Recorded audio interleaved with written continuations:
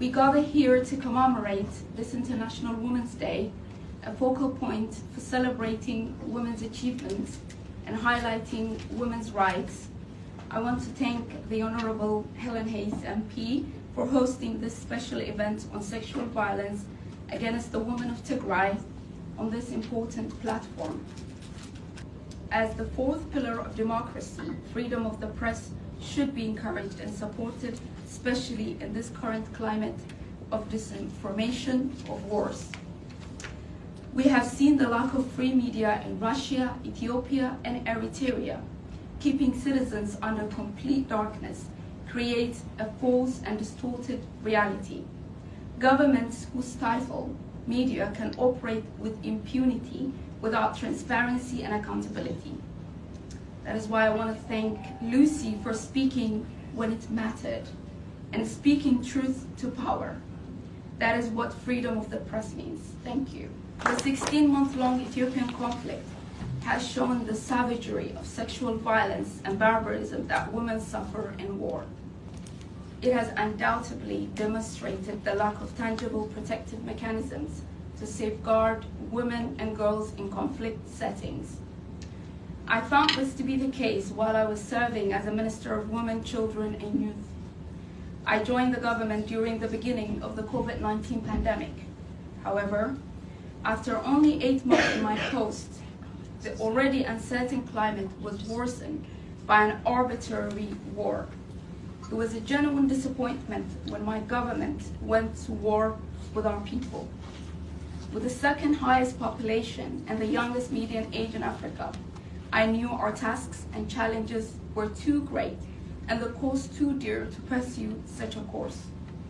On my first visit to Mekelle, following the initial assault by government forces, I met with young women and girls as young as 10-year-olds who were raped by Ethiopian and Eritrean soldiers.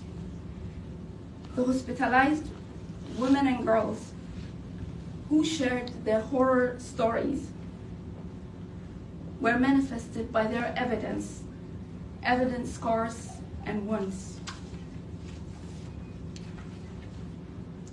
The young girls were so violently raped, they sustained severe injuries, such as fistula and emotional trauma.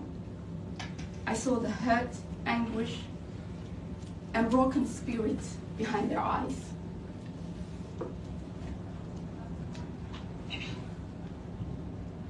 Beyond the horrific and brutal acts of sexual violence, the women and girls of Tigray suffered. There was something systematic about the rapes. It felt premeditated, and the complicit silence that followed.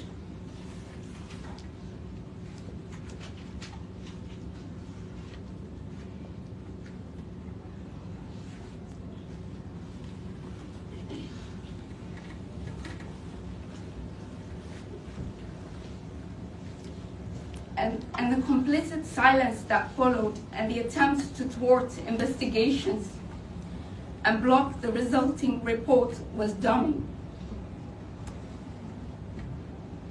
I quickly became at odds with the Prime Minister's office and the Prosperity Party leadership after the reports.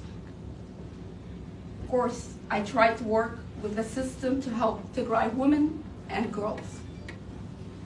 But any request for assistance and funds on our emergency action plan to gender-based violence and child protection for Tigray was ignored by the Ministry of Finance and all other relevant stakeholders, agencies. Ethiopian women have been failed by all the trusted agencies who were there to protect.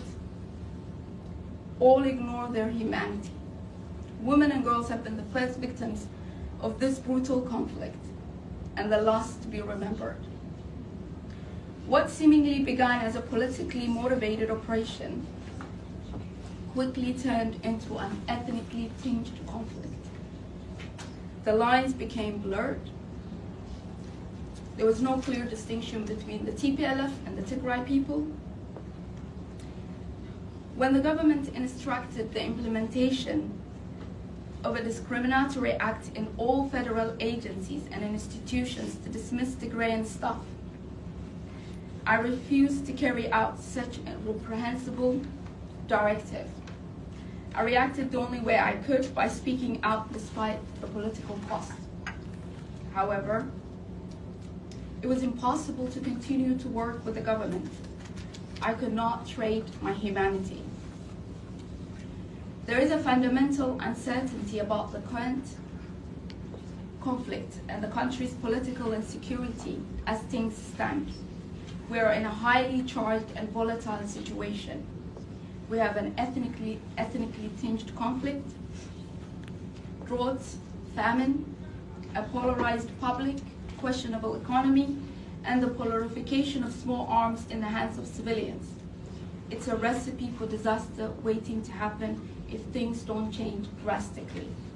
There are also impacts of devastating droughts and famine in the Somali region as we focus on the conflict. The real effects of climate change are also taking place in the background, out of sight. The Somali regional government has not adequately responded to the crisis amid allegations of corruption and mismanagement of emergency funds. I urge the UK government and the international community and the independent humanitarian organizations to respond to the plights of this desperate people. We also have the humanitarian crisis worsening in Tigray region because of the government's de facto blockade. Action must be taken against the Ethiopian government if a humanitarian corridor is not genuinely opened. There is a real need for political will and a pressure from the international community and relevant organizations to push all sides involved in the conflict to agree to abide by some semblance of the Geneva Conventions and adhere to the protection of civilians, especially women and girls. Any intended aid and assistance for the federal government must be contingent on the safety of civilians as a solution to tackle the urgent situation. The current table sanction bill HR 66 by the US government is vital for peace and security for Ethiopia. I hope the UK government also considers tabling a similar bill. In 2019, the UK's second largest aid recipient was Ethiopia after Pakistan. In the future, I urge the UK government to examine any further aid to Ethiopia. The protection and safety of women and girls must take priority. I urge the UK government and its international partners to help work out a peaceful resolution to the war in Ethiopia. The transition to a post-conflict society must include women in leadership positions in any peace processes. Ethiopian women can no longer tolerate political tokenism nor continue in the role of window dressing. Our voices and impact must be heard and felt. Finally, we must show our solidarity with Ethiopian women and girls by standing with them as fellow women and their supporters. We should support each other in our struggles and pain. Thank you for having me. Thank you.